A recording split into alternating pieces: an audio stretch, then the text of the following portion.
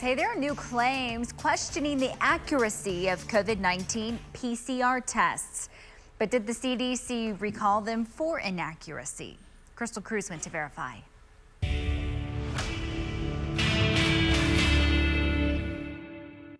It's a claim on Twitter and Facebook.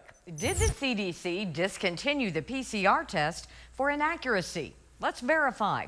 Our sources include the CDC, the FDA, and experts Dr. Harry Hyman and Dr. Jeff Hogan. We know you're familiar with PCR tests at this point, but just in case, we're talking about the polymerase chain reaction testing. The FDA calls these the gold standards for detecting COVID-19. But there's been questions after the CDC posted a lab alert saying that after this year, the agency would no longer request emergency use authorization for its 2019 test. Some took that as a sign that PCR tests are inaccurate, but that's false.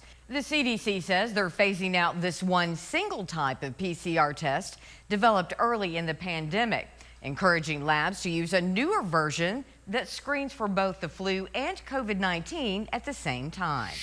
It's important for people to realize that this test was developed in February 2020, a time when many people were racing to develop testing technology for the coronavirus. Now we're in an atmosphere where there are in the neighborhood of 300 FDA-approved tests, many of which are more efficient. Because symptoms of COVID and the flu can be similar, efficiency could be critical with flu season around the corner. By combining the ability to test these two pathogens essentially in one tube, that's going to save on manpower, cost, consumables, and get a result out a little bit quicker.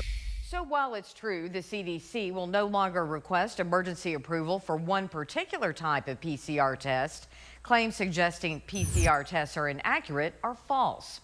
The CDC confirmed their original PCR test is highly precise. They're just encouraging labs to adopt their newer version to save time and resources. With your Verify, I'm Crystal Cruz.